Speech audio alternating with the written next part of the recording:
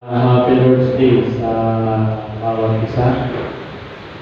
So, tingnan natin, no, yung ating teksto. Makikita sa Santiago chapter 2, verse 10. So, ang sabi rito, sapagkat sino mang tumutupad ng buong kautusan, subalit lumalabag sa isa, ay nagkakasala sa lahat.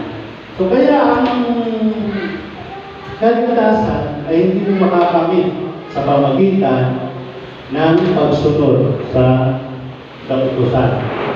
Amen? So makakamit mo lang talaga ang tunay na kaligtasan sa pamagitan ng iyong intimate relationship sa Panginoon. Yung nakaraan natin pinalakay, yung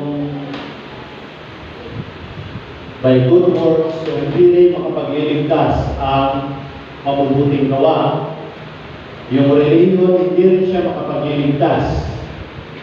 Yung pagsunod sa batas, hindi rin siya makapagliligtas. Pero, tingnan natin, no? Yung good works, tandaan natin ito. Ang good works ay bunga ng kaligtasan ng tao. Ang mabubuting gawa ay bunga ng pagliligtas ng isang tao. Hindi ka makakagawa ng kabutihan maliban na ikaw ay ligtas. Diba? Napag-aralan natin. So, sasabihin, bakit yung iba? Nagbibigay naman ng mga tulong, gumagawa ng mabuti ng kapwa, kahit wala silang Diyos sa kanilang puso, kahit wala silang kinikilala Diyos. Pero mga tao, it is really good work ba? O ginagawa nila ito by selfish motive. Nakakagawa ng kabutihan ng isang tao kahit wala ang Diyos sa kanya, pero hindi yun dahil likas siya mabuti, kundi dahil mayroon siya motibo sa kanyang paggawa ng kabutihan. Pero once ang tao ay ligtas, tandaan natin, once ang isang tao ay ligtas na sa kanya ang gumawa ng mabuti. Dahil yung paggawa ng mabuti ay bunga o resulta ng kanyang pagiging ligtas.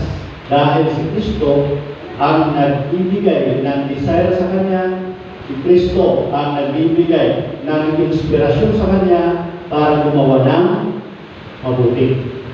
Nagawa natin. So yung pangalawa, yung relihiyon. So, hindi rin makapagliligtas ang relihiyon. Bagamat ang relihiyon, ginagamit ito bilang isang paraan para ang tao makarinig ng salita ng Diyos, para ang tao makaunawa sa salita ng Diyos. Pero hindi rin ang relihiyon ang makapagliligtas sa tao. Nawa po natin. So, sa pangatlo nating pag-aaralan ng pagsunod sa batas. So, ang pagsunod sa batas, hindi rin ito makapagliligtas ng tao. Pero malaki rin ang gagampanan ng pagsunod sa batas kasi ang isang tao na ligtas, kailangan marunong na siyang sumunod sa kalooban ng Diyos. Marunong na siya sumunod sa kautusan ng Diyos. Amen. So, tingnan natin kasabi sa Marcos chapter 10, verse 17 hanggang 22 kung bakit ko sinasabi na ang pagsunod sa batas ay hindi makapagliligtas. So, mayroon isang kwento dito tungkol sa isang binatang mayaman. So, ating tignan, basahin natin, Marcos chapter 10, verse 17 hanggang 22. So, sabi dito sa verse 17, nang siya'y paalis na, may isang lalaking patakbong lumapit kay Jesus, lumuhod sa harapan niya at nagtanong, mabuting guro, ano po ba ang dapat kong gawin upang makamtan po ang buhay na walang hanggan? Ito yung binatang mayaman. 18. Sumagot si Jesus, bakit mo ako tinatawag na mabuti? Walang mabuti, kundi ang Diyos lang. Amen. Next, 19. Alam mo ang mga utos ng Diyos. Huwag kang papatay, huwag kang mangalunya, huwag kang magnanakaw, huwag kang sasaksi na walang katotohanan, huwag kang mandaraya, Igalan mo ang iyong ama at ina. 20. Sumagot ang lalaki, Guro, mula pa po sa aking pagkabata ay tinutupad ko na ang mga yan. Nakita natin kung sabi ng lalaki. Mula pa sa aking pagkabata, sinusunod ko na ang mga kautusan na yan. Ginagawa ko na ang mga kautusan na yan. Pero anong sabi ni Kristo? 21. Sumagiliw siya, tinignan ni Jesus at sinabi, may isang bagay pa na dapat mong gawin. Ipagbili mo ang iyong mga ari-arian at ibigay mo sa mga mahihirap ang pinagbilhan. At magkakaroon ka ng kanyamanan sa langit. Pagkatapos, bumalik ka at sumunod sa akin. 22. Nang marinig ito ng lalaki, siya'y nanlumo at malungkot na umalis, pagkat siya'y lubhang napakayapa. So, tingnan natin yung kwento ng lalaki, mayamang binata. Mula simula, sinusunod na niya ang pinag-uutos ng Diyos. Mula sa simula, naroon na nagawa na niya ang sinasabi ng salita ng Diyos. Subalit, ang sabi ni Jesus, hindi yan, kulang pa yan. Na hindi naman na sinabi na huwag kang susunod sa batas, huwag kang susunod sa utos. Kundi ang sabi ng Panginoon, kulang pa yan pagsunod mo sa utosan. Kundi ang sabi ng Panginoon, may isa pang kulang. Nakuha natin. May isa pang kulang. So, tingnan natin, balik tayo sa ating tinatala.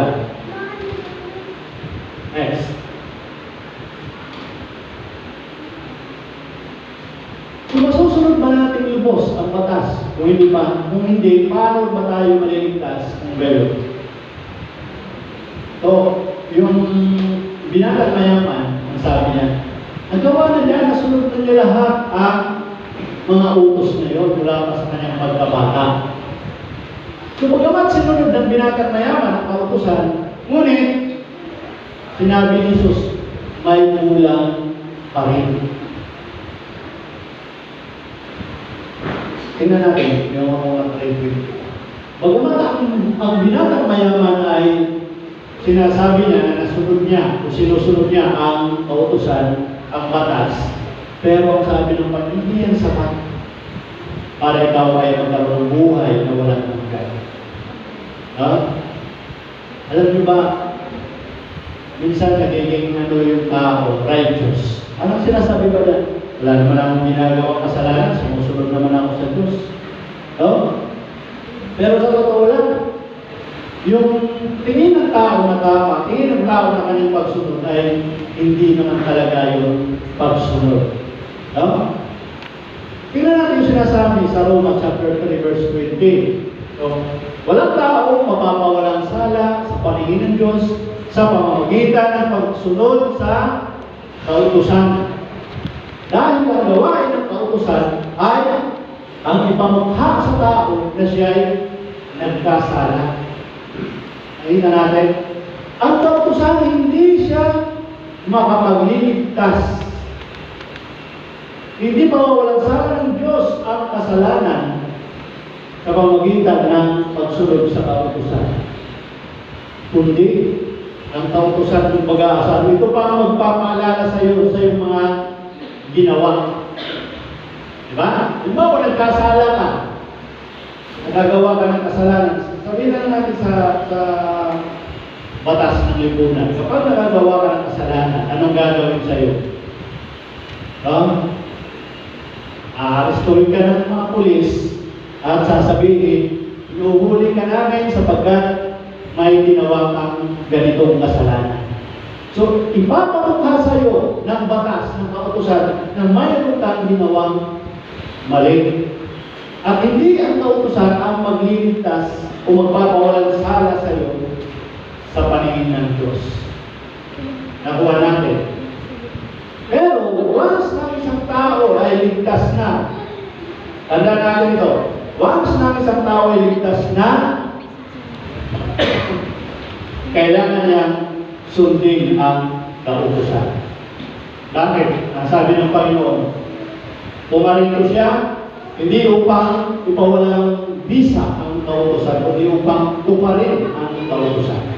So, ang kautusan, nagbibigay yan, nagtuturo sa atin yan ng tamang pamumuhay, tamang paraan ng pamumuhay.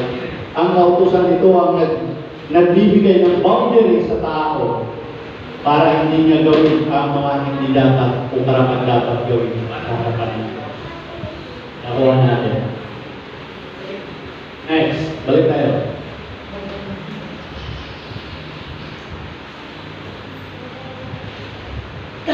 Kapag sinabi ng batas, huwag kang mangangalunya, ang kalakasan, makasalanan, tutuksuhin ng tao na maghangad ng ibang kanlungan. So ito yung tanda natin, ang sanlibutan ko ay mayroong dalawang pwersa na palaging naglalaban. May dalawang pwersa na palaging naglalaban. So, once ang tao na hindi paligtas, hindi pa gumawa o tumanggap sa Panginoon, ang sinasabi niya sa Roma chapter 7, 19 hanggang 20, ang sabi doon, ang mabuti na ayaw niyang gawin o ang masama na ayaw niyang gawin, yun ang kanyang ginagawa. At ang mabuti na gusto niyang gawin, hindi niya magawa. Bakit? Dahil yung kanyang kalikasan ay alipin ni Satanas. Awa natin. Sapagkat hindi ko ginagawa ang mabuting gusto ko, ang masama hindi ko gusto, ang siya kong ginagawa. Bakit? Dahil nga, ang tao na hindi pa tumanggap kay Kristo, kontrolado pa ni Satanas. Kaya kahit gusto mo gumawa na mabuti, hindi mo magawa. Bakit? Kaya yun naman ni Satanas ang gumawa ng kabutihan eh. No? Nasusuklam si Satanas sa kabutihan, kaya ang tao na alipin ni Satanas, hindi siya makakagawa ng kabutihan. Kaya yung sabi ko kanina, maliban ng tao ay maging ligtas, saka siya makakagawa ng mabuti. Pero once na hindi mo pa tinanggap si Kristo sa buhay mo, wala kang kakayahang gumawa ng mabuti. Dahil si Satanas, pupunta palagi yan. No? Maliwanag. Nasusulat. No? Kung ang ginagawa ko ay hindi ko nais, hindi na ako gumagawa nito. Kundi, ang kasalanan na nananatili sa akin. So, sino ba? Tanda natin yung kasalanan ay isang persona yan. At walang iba kundi si Satanas yan. No? Ang kasalanan, ang kasinungalingan ay walang iba kundi si Satanas. So ngayon, kahit maghangad ka ng mabuti, nandiyan si Satanas para tuksoin ka na gumawa ng masama. Tandaan natin ito, no? Huwag natin sabihin, hindi ko kasi alam. No, hindi pwede sabihin ng tao na hindi ko alam. Alam ng tao na mali, alam ng tao na masama, pero wala na siyang kapangyarihan para labanan yun. Bakit? Alipin pa siya eh. Kaya sabi ng Panginoon sa John 8:32, no? Kung makilala mo ang katotohanan, gagawin ka ng malaman. No? Once na nakilala mo ang katotohanan, walang iba kundi si Jesus, hindi ka lalaya, alipin ka pa rin ng kaaway, alipin ka pa rin ni Satanas. No? Makikilala niyo ang katotohanan at ang katotohanan ang magpapalaya sa inyo. Saan ka palang lalaya? Pag nakilala mo na si Kristo, pag tinanggap mo na si Kristo, saan ka palang lalaya? Mula doon sa pagkaalipin kay Satanas, dito ka na magkakaroon ng kakayahang gumawa na mabuti. Dahil malaya ka na. Wala na si Satanas na nagkukontrol sa'yo. Nakuha natin. Malinaw po ba? Balik tayo. Next. Ang matapat na pagpapatutuo ng mayamang binata tungkol sa kanyang sarili ay hindi na kumbinsi ang Panginoon sa kanyang pagiging matuwid na katayuan. Diba? Napaka ng mayaman. Lord, ginagawa ko na yan. Ever since mula nung ako'y bata, ginagawa ko ng mga kautusan na yan. Pero anong sabi ng Panginoon? Kulang pa yan. May kulang pa yan. At ang totoong kulang doon ay wala talaga si Kristo sa puso ng binata mo. Diba? Bakit? Kapag si Kristo ay nasa puso ng tao, hindi mo siya maaaring pagpalit sa anumang kayamanan. Nakuha natin? Anong kayamanan ang pwede mong itumbas kay Kristo? Anong kayamanan ang pwede mong ipantay, ipalit, na mas mataas kay Kristo? Walang kayamanan ang pwedeng itulad mo sa Kanya. So kung totoong tinanggap mo si Kristo, tandaan natin ito, kung totoo si Kristo ang nasa puso mo, siya ang maglilingkuran mo, hindi yung kayamanan mo. Pero anong nangyari doon sa binata? Anong sinabi ng Panginoon? Ibinta mo yung kayamanan mo, ipamigay mo sa mahirap, at sumunod ka sa akin, magkakaroon ka ng kayamanan sa langit. Pero anong nangyari sa binata? Nanlulumog siya. Umalis siya nanlulumog. Bakit? Hindi niya kaya ipagpalit ng kanyang kayamanan para kay Kristo. Sa totoo lang, maraming Kristiyano, bagamat nariyan, sinasabing naglilingkod sa Panginoon, sinasabing pinagkakatiwala ang buhay sa Panginoon, pero sa totoo lang, hindi niya kaya ipagkatiwala ang buhay niya sa Panginoon. Maraming Kristiyano ayaw ipagkatiwala ang pamamalakad sa buhay niya sa Panginoon. Gusto ng maraming Kristiyano, Lord, let your will be done. Laging naririnig natin yan. Pero sa totoo lang, ayaw ipakontrol ang buhay sa Panginoon. Diba? So, paano mo makukumbinsi ngayon ng Panginoon? Paano makukumbinsi ngayon na sa pagsunod mo ng kautusan ay ligtas ka?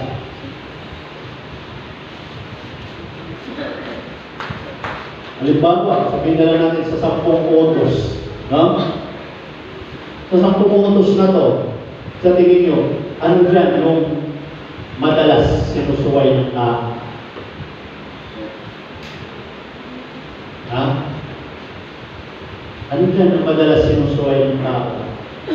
Sa totoo lang, ito ang isang isang utos ng Panginoon na madalas sinusuway ng tao. Ang sabi niya sa Hebreo 10:25. Tingnan natin anong sinasabi sa Hebreo 10:25. Ito yung madalas na sinusuway ng tao, tapos sasabihin mo, Lord, pinagkakatiwala ko sa iyo, buhay mo, ikaw ang maghari sa akin, ikaw ang manguna sa akin. Pero nung sinabi ng Panginoon, huwag nating kaliligtaan ang pagdalo sa ating pagkakatipon. Kaya ng ginagawa ng ilan. Sa halip, palakasin natin ang loob ng isa't isa. Lalo na ngayon, nakikita natin malapit na ang araw ng Panginoon. Kaya ang problema, hindi mo na ako mag-aatin kasi kailangan namin ng ganito, kailangan pumayo. Ay hindi muna po ako mag-aattend kasi marami kaming labahan. Hindi muna kami mag-aattend kasi mangunguha pa kami ng kahoy. Tapos sasabihin mo, Lord, let your will be done. Lord, ikaw maghari sa akin. Pero napakaniting na dahilan, hindi mo magawang unahin ng Panginoon. Tama po ba? Kung paano mo masusunod yung buong kautusan? Kung sa simpleng utos pa lang ng Panginoon na huwag kaligtaan ng pagkakatipon, bumabagsak ka na. What more pa doon sa mga mas mahihirap na utos. Nakuha po natin. Marami ang Kristiyano. Totoo, mga Kristiyano, madalas bumabagsak dito sa sinasabi sa Hebreo 10:25. Okay sana kung mga emergency na ilan eh. Pero mga simpleng ano lang, hindi ka nag-attend. Lord, naglaba kasi ako eh. Hindi ka naka-attend. Nanguha kami ng gulay sa bundok eh. Hindi ka naka-attend. Kasi may birthday sa kapitbahay namin eh. Dahil diyan pinagpalit mo ang Panginoon. Tapos sasabihin mo ngayon, maliligtas ka dahil sumusunod ka sa kautusan.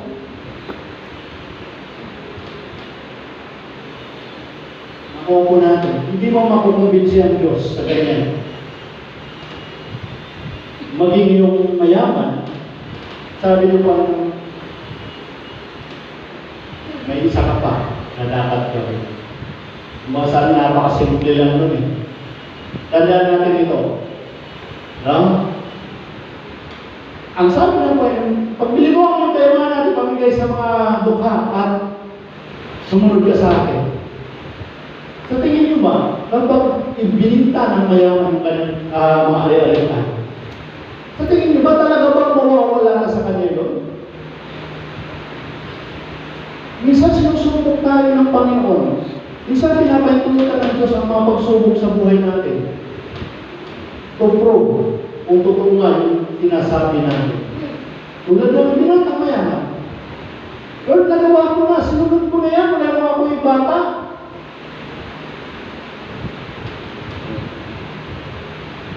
Ang talaga ba?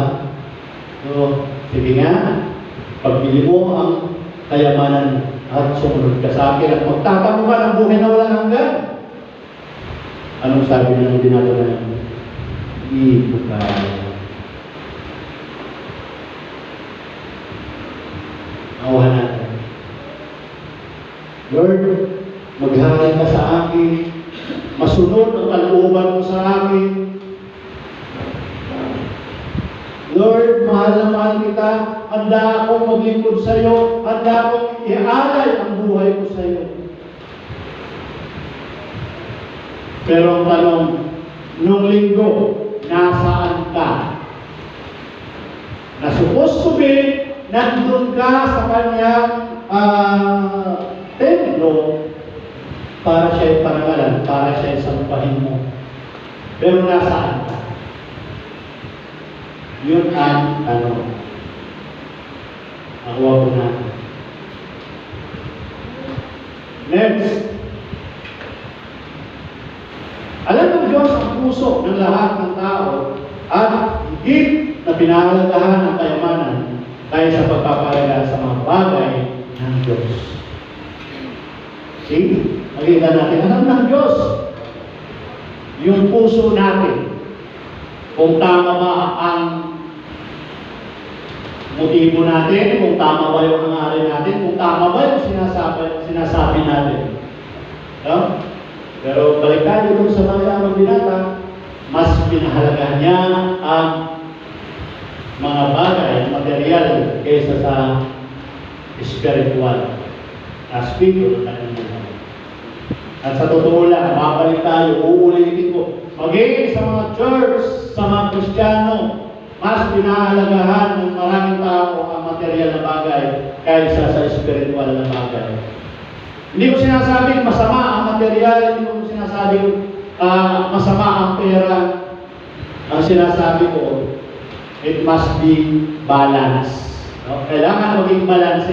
Kung pinapahalagan mo ang mga material na bagay, pahalagan mo rin ang spiritual na bagay. Huwag tayo focus sa material.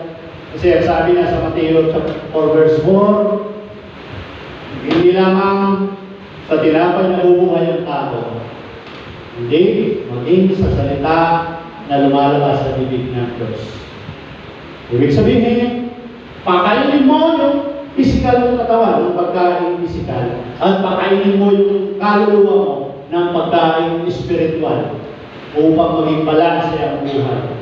Hindi pwedeng puro physical ang binubusog mo, pinapahalagahan mo, pinababayaan mo ang spiritual. Hindi rin naman puro spiritual at pababayaan mo ang physical. Kailangan balanse. Ang problema, maraming Kristiyano hindi balanse ang buhay.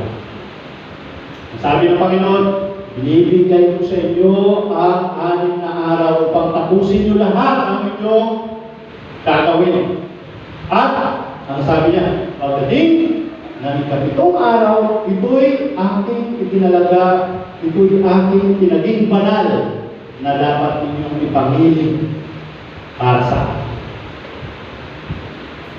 Pero ulitin ko, nasaan yung mga dapat nakaupo sa mga upuan na yan?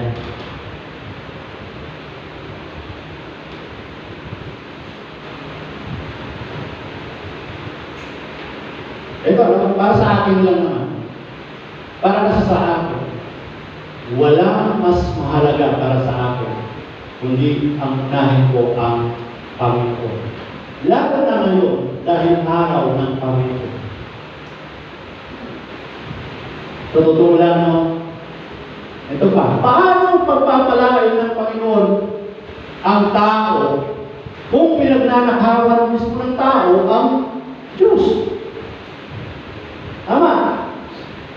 Ibinigay ng Diyos ang 6 na araw sa atin. At ang sabi niya, yung 7th araw ay araw ko yan. Pinaging banal ko yan. Na dapat sa araw na yan, sasampahin ninyo ako. Na dapat sa araw na yan, paglilikuran niyo ako, hahantugan niyo ako. Pero ano ginagawa ng tao? Ano ba ang tawag doon sa tao na kinukuha niya yung hindi sa kanya? So, ang tawag doon, magnanakaw. Kinukuha mo hindi sa'yo. Ang linggo ay araw ng Diyos. Ba't mo kukunin? Ba't mo gagamitin sa ibang paraan, ibang bagay, ibang gawain? So, ibig sabihin, ninanakawan mo ang Diyos. So, paano ka ngayon pagpapalaan ng Diyos? Malinaw. Next. So, tayo magsimula. Magsisimula pa lang tayo. Warm up pa lang yun. So, number 1, ito yung isa ng mga negatibong paraan o kaisipan na dapat natin malaman pagdating sa pagsunod sa kautusan. So, number 1, hindi nito mabubura ang ating nakaraan. No? Alam naman natin, lahat ng mga nakaraan natin ay puro mga bagsak, puro mga pagsalakasan, puro pagsuway. So, hindi mabubura ng pagsunod sa kautusan yung mga kasalanan yan. Nakuha natin. So, hindi mababago ng pagsunod sa kautusan ng tao sapagkat hindi mabubura nito ang mga lumipas na pagkakamali, pagsalansangan at kasamaan at yung ating mga ginawa ng ating mga nakaraan. Amen. So, hindi natin po pwedeng sabihin dahil nung una, halimbawa, nung una ay mga tayo, rebelde. Hindi ibig sabihin na susunod ka na ngayon ay hindi ka na rebelde. Kailangan, kung gusto mo mawala yung dating identity mo, tanda natin ito. Halimbawa sa mga, hindi ko naman inaano yung mga nabilanggo. Halimbawa, nabilanggo ka. Hindi, ibig sabihin nakalaya ka na, mawawala na yung identity mo na ex-con ang tawag sa'yo. So, mabibigyan ka lang ng pardo, ng parol, kapag na clear na yung kaso mo. Ganun din, hindi ka magkakaroon ng bagong identity sa Diyos maliban na tanggapin mo si Kristo. Amen? Kasi sabi niya sa 2 Corinthians 5:17, ang tao, kailangan yung mga lumang bagay, mga lumang nakaraan, lumang katauhan niya, kailangan muna yan mamatay para magkaroon ka ng bagong katauhan. No? Kung ang sinasabi kanina sa Romans chapter 7:19, yung sinasabi yun, yung lumang pagkatao, yung kalikasan ng tao ay kontrolado ni Satanas. Hindi ka nga magagawa ng mabuti. So, kailangan yung identity mo yung mamatay. Kailangan makalaya ka doon sa pagkaalipin mo para magkaroon ng bagong katauhan. Nakuha po natin. So, kaya kung nakipag-isa na kay Kristo ang isang tao, isa na siyang bagong nilalang. Wala na ang dati niyang pagkatao, sa halip ito'y napalitan na ng bago. So, kailangan mo muna makipag-isa kay Kristo, tanggapin si Kristo, para yung luma mong pagkatao, mawalaan mo. Yung luma mong identity, mabura yun. At magkakaroon ka ngayon ng bagong pagkatao, bagong identity. Amen. Yes. Kung ano ang nalagisnan, ayan pa rin ang babalikan. Kahit may batas kung nagbabawal sa kanya. At gayon din sa spiritual na usapin. So, kapag ang tao, kapag nakasanayan ng tao ang isang gawain, babalik-balikan niya. Nawa na. So, yun din ang sinasabi ng kanyang salita sa usaping spiritual, no? Na itinulad niya sa baboy. Na sabi nga, pagkatapos niyang paliguan, pagkatapos niyang linisin, babalik din siya sa putikan. Nawa po natin. Gayun din sa spiritual na usapin. No? Hindi ka kayang baguhin ng pagsunod mo sa kautusan.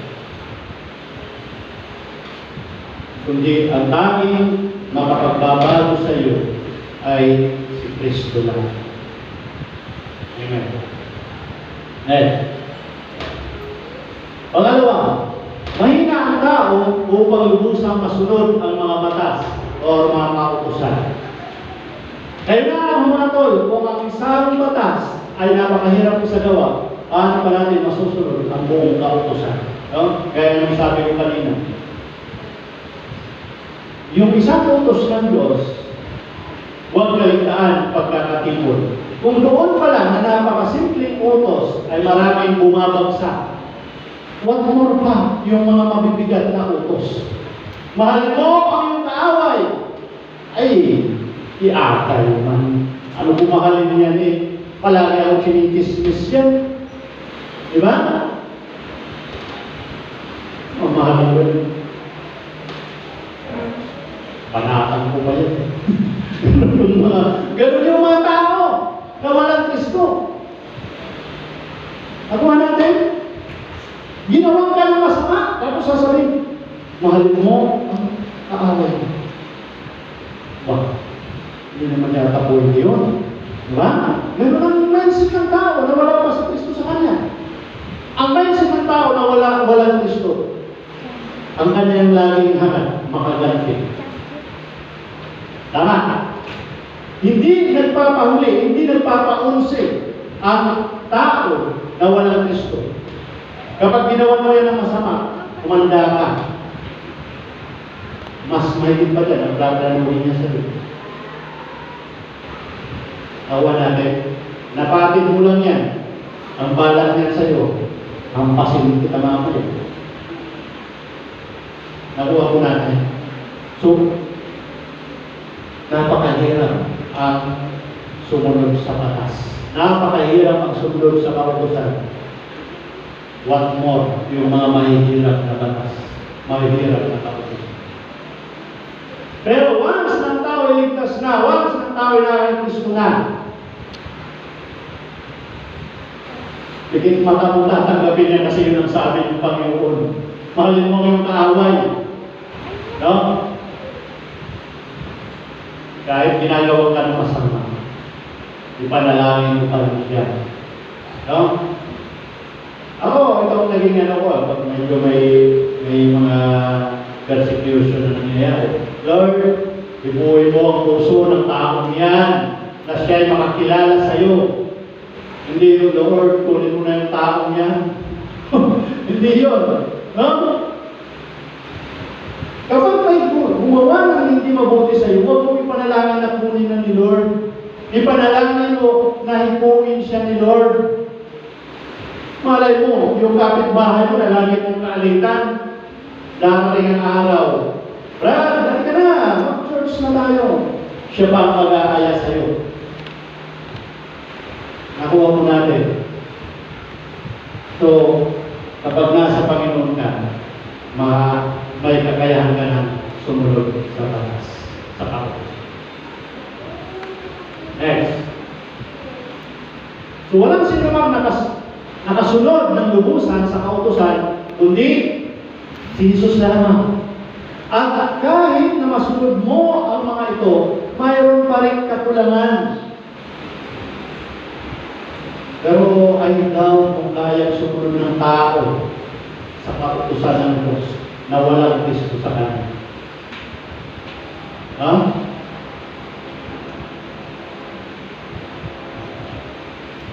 Mahirap. Imposible mangyari na masunod ng isang tao walang Kristo ang kautusan. Next. Pangatlo, ang pagsunod sa kautusan ay dahil lang sa takot na maparusahan. So, ito yung di ba, sa mga kabataan, pag sinabi ng tatay, o anak, dapat alas 10, umuwi ka na. Dapat nasa bahay ka na ng alas 10. Maya-maya, tingin-tingin ng tingin sa orasan niya yan. Bakit? Lalo na kapag yung tatay niya, bastonero. No? Pag yung tatay, bastonero, inuwan mo yan, tingin ng tingin sa oras niya. Uwi na ako, baka mapunta na ang pagtunog ng alarm clock nito, yari ako. Susunod ka dahil takot kang maparusahan. Dahil once na sinuway mo, mayroon kang tatanggapin na reward. Tantakal. Yung paging tatay mo, membro ng, yung talo-talo ka, lari ka. So, ang pagsunod sa kautusan ay hindi ito magdudulot ng o makapagliligtas sa atin. Ano muna tayo? Patalastas muna tayo. Nalupat yung ating bata.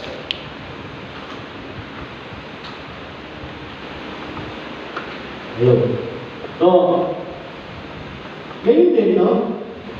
Sa pagsunod natin sa kautusan, kapag nasa si Kristo, hindi na dahil sa takot, kundi dahil yun na ang kalikasan. Dahil si Kristo ay masunurin. Alam natin, kailanman hindi sumuway si Kristo sa Ama. Kailanman hindi siya nag-rebelde sa Ama, kundi palagi siya sumusunod sa Ama. At sabi nga, sumunod siya hanggang kamatayan sa cross. Kahit nandun na siya sa matinding hirap, sabi nga niya, Ama, maaari ang araw ang pagturusan ito. Subalit, hindi ayon sa aking kagustuhan, hindi ayon sa iyong kagustuhan. So, naging masunurin siya, kaya nga ang sabi niya, pumarito siya, hindi para ang pawalang bisang kautusan, kundi para ito pa rin. So, yun din ang dapat sa mga Kristiyano na tumaga kay Kristo. Marunong ka na rin dapat sumunod sa kautusan. Mahirap man, masakit man, kailangan natin sumunod. Kasi yun ang sinasabi na kautusan. Sinabi ng Panginoon, mahalin mo ang iyong kaaway, mahalin mo yan.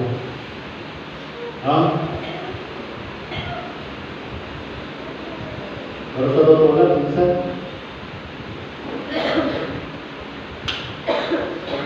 para kang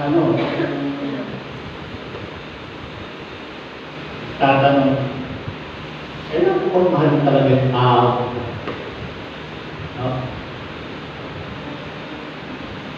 Pero yun ang sabi ng Panginoon, kung wala tayong mga hindi gawin. Kahit mahirap sa tingin natin, pero dahil nga si Kristo, magagawa. Amen? Kung mayroon kayong naalala, makapit-bahay na medyo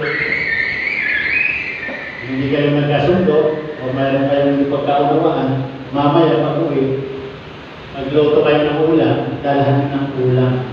Huwag mo lalagyan ng maraming bitsin na makakalagyan ng bitsin.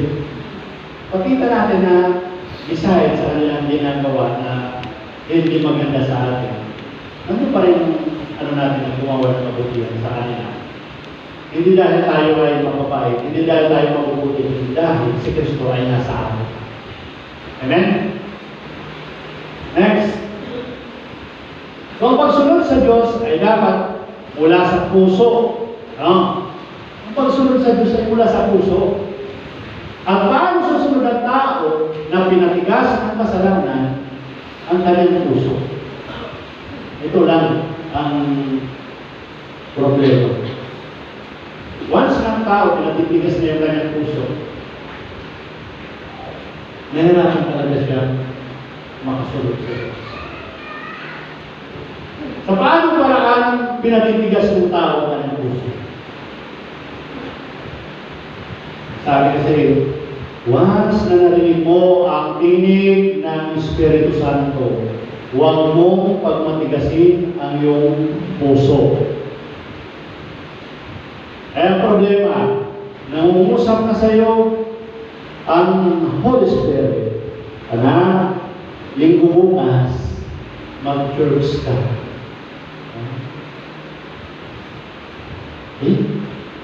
Lang. Pagod ako. Sa kanila, kailangan ako.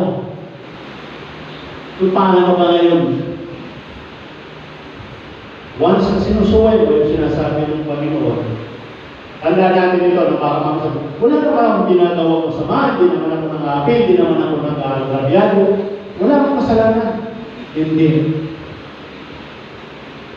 Tandaan natin ito. Ang pinakamabigat na kasalanan ng tao ay yung i-ignore mo ang salita ng Diyos. Ibaliwala mo ang salita ng Diyos. Yun ang pinakamabigat na kasalanan ng tao. Hawa mo natin. Sabi niya sa Awit 138 verse 2. Itinaas niya yung kanyang salita ng higit sa kanyang buong pangalan. Yun ang ganun pahalagahan ng Diyos ang kanyang salita. Pero ikaw, binabaliwala mo ang kanyang salita. Ikaw, dinadowngrade mo lang ang kanyang salita ikaw, binabaliwala mo lang ang kanyang salita. Oh?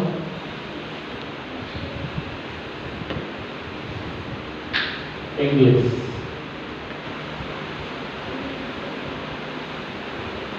So, I will worship toward thy holy temple and praise thy name for thy loving kindness and for thy truth. For thou hast magnified thy word above thy all men. Huh? He has magnified his word above all his men. Itinaas niya ng higit sa kanyang pangalan ng kanyang salita. Pero ikaw, next na lang, next time na lang. Ang Diyos na nagmamayari ng kanyang salita, itinaas niya ng higit pa sa kanyang pangalan ng kanyang salita. Pero ikaw, parang okay lang sa'yo. Magkatin ka o hindi, okay lang sa'yo. Makinig ka o hindi, okay lang sa'yo. Pero tandaan natin, ang Diyos, kahit hindi ka magsimba, kahit hindi ka maglingkod sa Kanya, mananatiling Diyos siya. Pero kapag ang tao, walang Diyos, walang Kristo, hindi siya tao. Bakit? Dahil ang lahat ng may buhay, at sabi, dapat magpupuri at sasamba sa Kanya. Kaya ang sabi niya, ang piling sa iyo ng marami, ikaw ay buhay. Subalit ang totoo, ikaw ay patay. Bakit? Wala ka sa Diyos. Sabi sa John chapter 1 verse 4, sa akin ay may buhay. No? Kapag nasa Panginoon ka, may buhay ka. Kapag wala ka sa Kanya, wala kang buhay. Sabi niya, sa John chapter 15, ako ang tunay na puno ng ubas ngayon sa nga. Ang nananatili sa akin, ang siya nagbubunga ng sagana. Kung kayo'y hiwalay sa akin, wala kayong magagawa. So, ang sanga na hiwalay sa Panginoon, ang sanga na hiwalay sa puno, walang mangyayari yan. Kundi magtutuyo at sa bandang ulit, sabi siya ay itatapon at susunugin. Ako natin. So, gayon din ang tao na wala sa Panginoon. Hindi mo po pwede sasabihin, mahal mo ang Diyos. Hindi natin pwede dayain ang Diyos. Mahal mo ang Diyos, hindi mo nga maibigay ang sarili mo, hindi mo nga magawang magsimba sa Kanya sa araw ng Diyos, sa araw ng Panginoon. Sabihin mo, mahal mo ang Diyos. That is hypocrisy. No? At hindi mo pwede dayain ang Diyos. Next.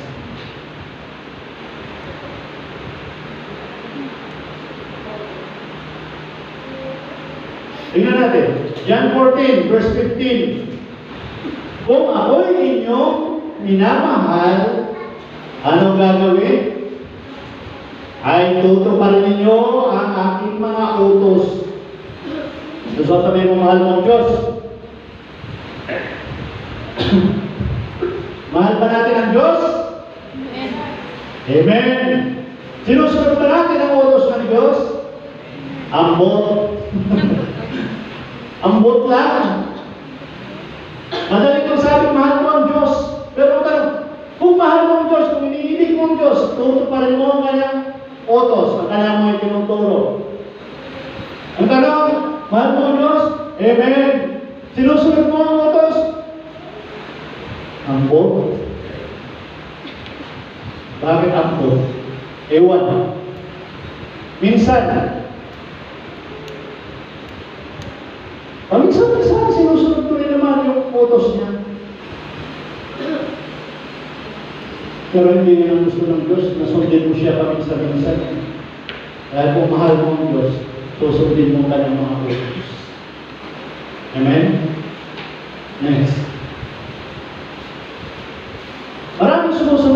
kautusan ng Diyos dahil inaasam na pagpapala at hindi dahil sa pag-ibig sa Panginoon. Ang likas na tao ay sa totoo lang, kaaway ng Diyos. Paano ngayon totoong susunod? So, next, tingnan natin.